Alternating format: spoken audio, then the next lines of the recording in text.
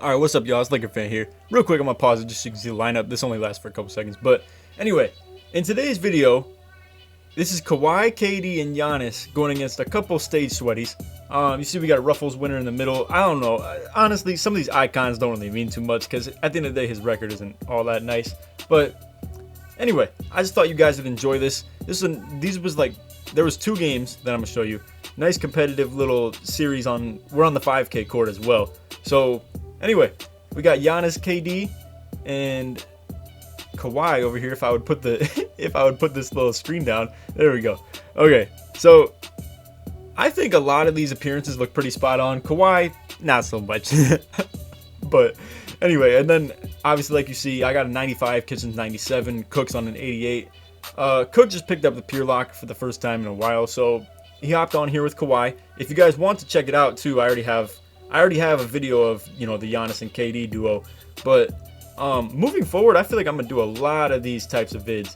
But anyway, again, so they got a Pure Glass and a Pure Lock working the pick and roll defense against us. So you're gonna see this is a very interesting game where they have 2 defenders and we have 1, right? But my guy's like a halfway defender, halfway offensive player. So it's like a weird combo, matchup that you would like to see here. So again, they're guarding pick and roll with 2 really good defending builds, basically. Pure rim, or not pure rim. The Pure Glass is gonna be really good for like post defense, obviously. I mean, he's got crazy rebounding, sets really good screens too on this. But as you guys know, right here, hedge D, boom.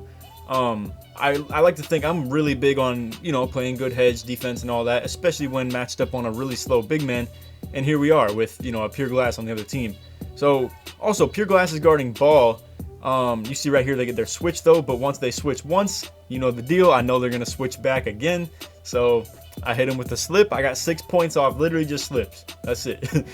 Again, the way I play defense is never gonna be sides. I always play backside unless we're just getting destroyed by like picks and I got like I don't even know, maybe like a pure, I don't know. I just don't like playing, I don't like playing sides because I just feel like it allows them to pick whatever matchup they want, and I really dislike that. Anyway, you see nice block from me though, and then Cook's out on the break. That was a really sus pass. I should not have made that one. You see right here, they're trying to bait me on the pass to Cook again, but Kitchen gets in front, doesn't bang it though, and we get solid transition defense though. But right here is the kind of the struggle that we faced because unfortunately I'm lined up at 2, but I mean it kind of works to our benefit on offense too. But I don't know, it's just a game of switching. But you see Kitchen has to come out to mine first, then I come out to the glass. Again, I kind of was lacking on the hedge D right there. Boom, he gets a 3-pointer. So, and in my opinion, bro, the biggest thing about stage is you got to stay ahead. So you see right here, they get their switch that they want. And now, here's the worst part about this stuff, bro. Like playing 3v3. Now, you're going to see this. Like, watch my player. He's setting the pick, right? And who's he setting it on? The dude that's sitting at the free throw line. I just can't stay in this game with this stuff, bro. Like, it makes it so I literally can't run pick and roll when this happens. I have to hold the ball, hold LT, and just get in the way, and basically run pick and roll with the ball in my hand, basically. Again, what happens here is I'm trying to screen the dude in the white jersey, but instead the game thinks I'm trying to screen the dude in the red hoodie. So you see I'm holding B, and it's not setting a pick on anybody. So when they get that switch, I literally have to, like, you're gonna see me do it again. Now right there, I think the arrows might have switched, but you're gonna see like in the next game too, that was a big problem. See Cook gets open for the long midi, ends up missing that too. Long board. They low-key might have had a fast break. Nah, definitely not. Never mind, I'm tweaking. Again, this right here is kind of a struggle, but fortunately they don't manage it well. Like I don't know.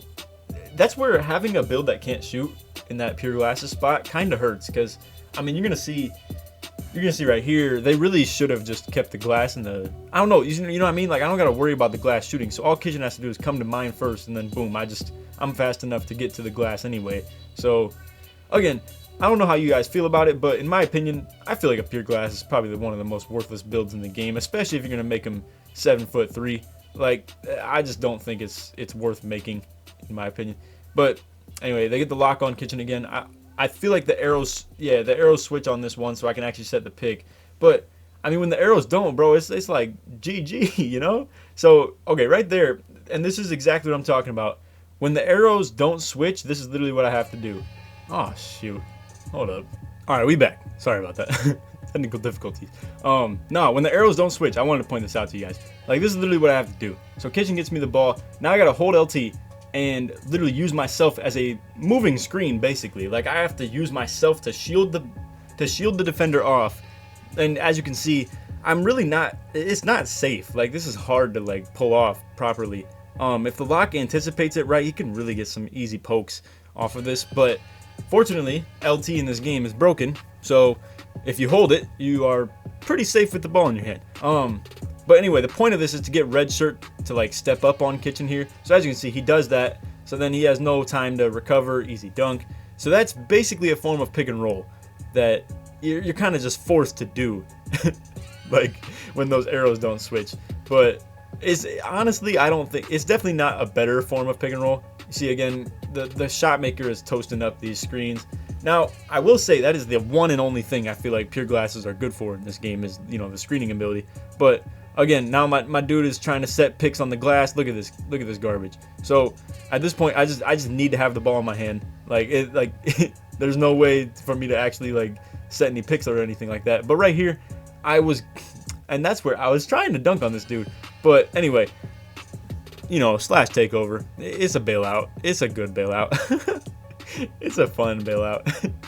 But anyway, right here I'm just playing really high. This dude got takeover on now. Cook's getting toasted up on the picks. I'm trying my best to help, but at this point, then they just kind of put him on island. But fortunately, he locks that up. I'm trailing right there. That would have been an easy lob, but that was a good foul. That's one thing that goes really unnoticed when it comes to like competitive players in this game. They definitely understand, like, you know, the situational fouling, all that stuff. You see right here, nice little.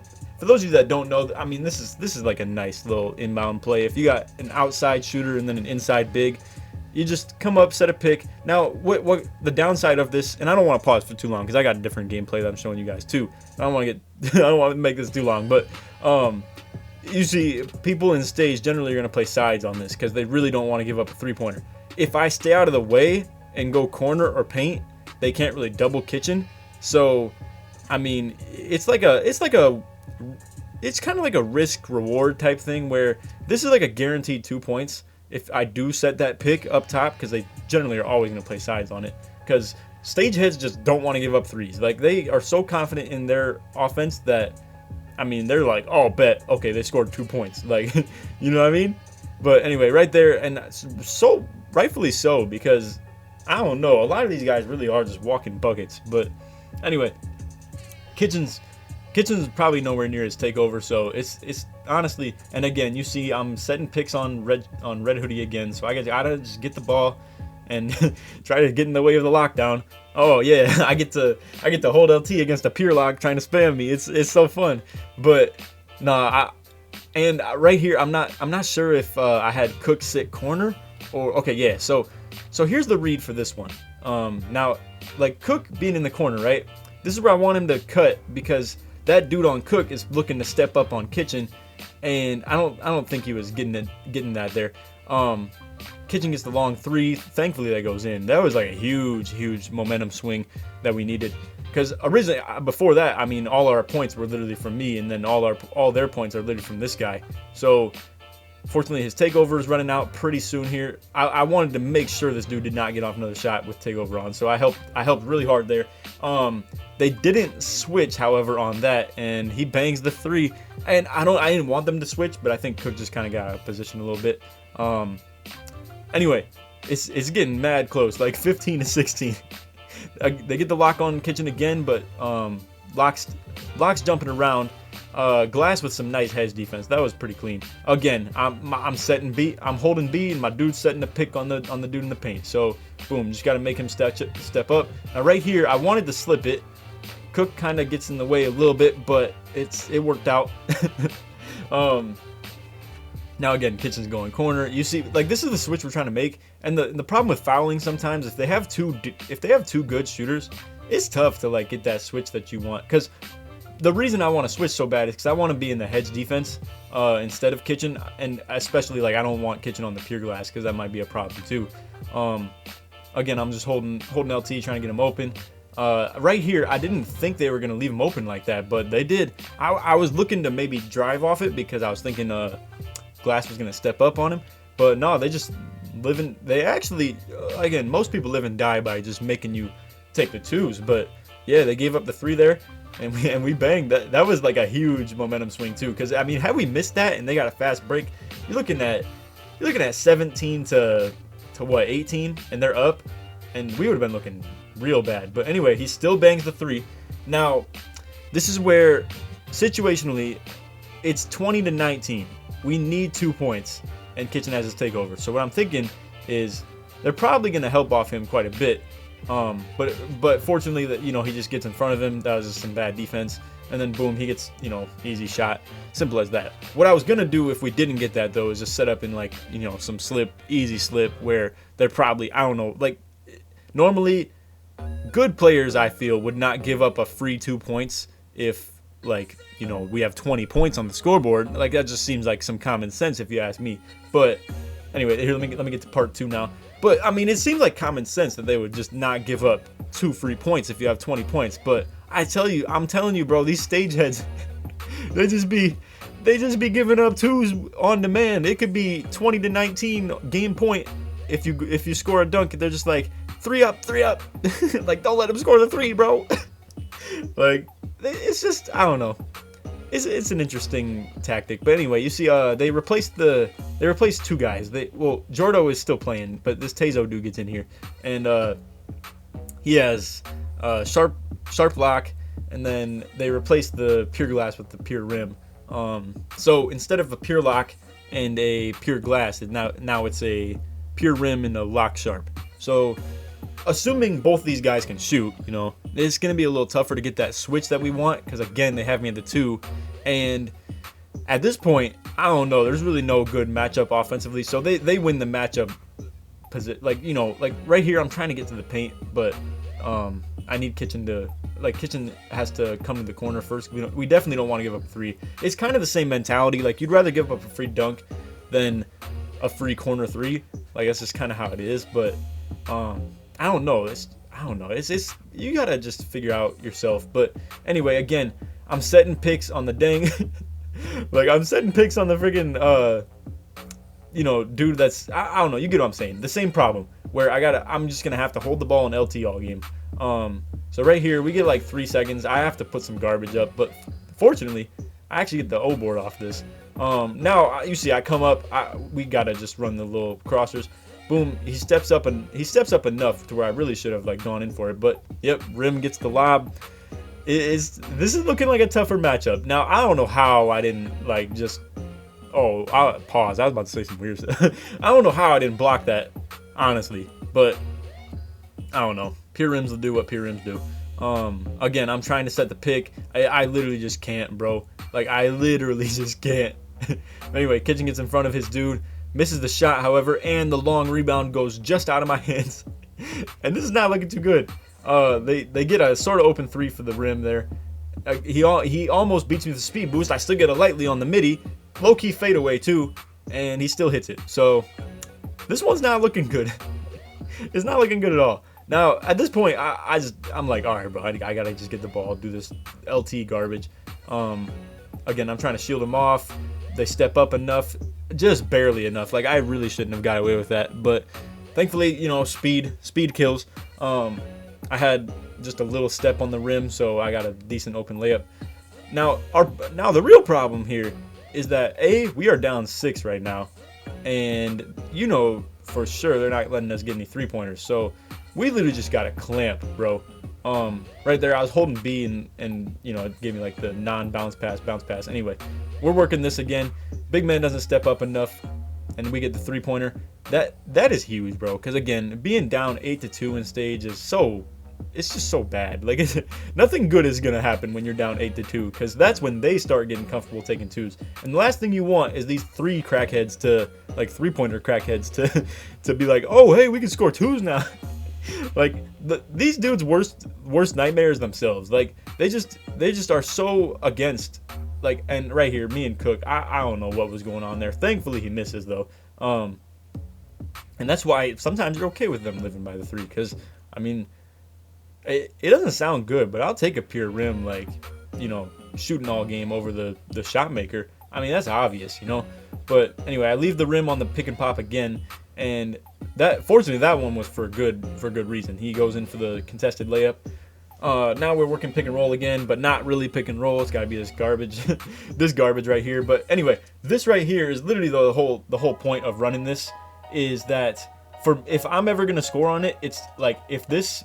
Now this was very instinctive. I just felt like if I was gonna do anything here, it had to be drive. And if they still leave kitchen, then so be it. I just kick out. But instinctively, I was just like, okay, I gotta drive. And thankfully, I read it perfectly to where that dude stepped up at the perfectly wrong time, and then I got him on that. So anyway, I'm getting a little close to takeover, but at the same time, takeover doesn't really matter that much for me in stage. Like again, I'm probably gonna get 2s on demand whenever I want 2s, so it's not like too hard. But I don't know. In this game, it actually did help quite a bit, because in this situation where I gotta hold LT, you know, and I do need to be a situational like dunker sometimes. I don't know. Again, they're playing sides now. Right here, I do get the switch, and look at this. I can finally set a pick because it's Kitchen's guy that actually is guarding him. But this is where I should have just slipped. But like I didn't know if they're. I was worried. I didn't know if they were gonna switch it back, and then like if I slipped. And fortunately, this is where they actually did switch, because they knew. And this is where these crackheads know, bro. They just know. They just know that I can't set picks. And then soon as I get the right matchup, then I do. But fortunately, they actually give up the slip right there. I'm gonna have to take some notes too, bro, because this is low-key like game breaking, like some garbage like this that can happen where if you just don't let the arrows switch, you can't set picks on the dude. That's legit like game breaking. But anyway, again, pure rim gets the pick and pop, but fortunately it was a 2-pointer. Me and Cook had to communicate a little bit more on that, but again, I can't set picks on that guy, so I gotta just, you know, do this. Fortunately, bro, I'm not gonna lie. I wish slashers played like how mine did in this game, like because if I can actually make contested layups like that at a decent rate, it'd be very well worth it. You see right here though, I do get the lightly on him, so that one's justifiable that it misses. He grazes the pass over me. I don't know, low-key takeover might have made that happen, but anyway, now these dudes are heated. They started up 8-2, 6-0 in this game. And it's not falling how they wanted to. Quick little stat check. I got 5 of 6 for 10 points. But again, like it's tough to like give like I don't know. That's why I hate when people show screenshots of stage, because it's like so right there they let us switch back to our matchups that we want. But I hate when people post screenshots of stage, bro. It's like I could go 6 of 6 if I wanted to and probably still win a game. And you would see that my matchup was a pure rim or a pure lock, and you'd be like, oh my god, LakerFan over here dropping 16 points on no misses against like double locks. Well, I mean, that's kind of how it goes, because they just give up these dunks like this. Again, I wish slashers played like this. Like, bro, I just hit a smothered on a pure rim. He just got his takeover though. I mean, that's obviously the only reason. But I mean, you're gonna see this next play too. So I get the contest on him. Cook gets the board over the pure rim. I probably would have had it too. But you're gonna see this play right here, bro. Like, this is kind of wild. I was barely running out of my takeover. This dude hedges. Again, I don't know why people play a certain way and then switch it up, like, because they feel like things aren't working. Like, bro, I did nothing to look like I was setting a pick here. I literally just I just dipped through and rolled. Like, and I be getting up people with this a lot too. But anyway, I'm barely out of takeover. This dude's got his rim takeover on too, and I get the lobs through the legs, like on his head. That's beautiful. So at the end of the day, the pure rim goes 0 of 4. The shot maker goes 0 of 2. The shot maker goes 0 of 2. Their team combines for 0 of 4 from 3, and that, ladies and gentlemen, is how you lose a pro. I don't know why I'm twisting my words. That's how you lose a stage game. I mean, if you live by the 3 and you shoot a lot of threes, you're bound to hit a game where you do miss quite a bit of them. I mean, 0 of 4, that's tough. Like, that's a tough stretch, but it's bound to happen like that. So anyway, we get our 5K VC again. It's something light, you know what I'm saying? But anyway, that's all for the vid. I hope you guys enjoyed. If you did, feel free to drop a like. Check out some other content if you're new. Sub if you're new, all that good stuff. Check out the KD and Giannis vid too. I'm gonna start doing a little bit more of these, but I don't want to oversaturate it and like make all my titles like literally KD Giannis that, you know, just KD Giannis this, KD Giannis that, like everything. So I'm gonna try to still spice it up a little bit, but that'll be the context of a lot of videos here coming up soon. 4v4 things tonight. I might try to get like low-key like some Russ, Kawhi, Giannis, and KD type stuff. I don't know. We'll see. Anyway, it's off the vid. I hope you guys enjoyed. Like I said, if you did, feel free to drop a like, sub if you're new, all that good stuff. None of that. Take it easy, man. Peace.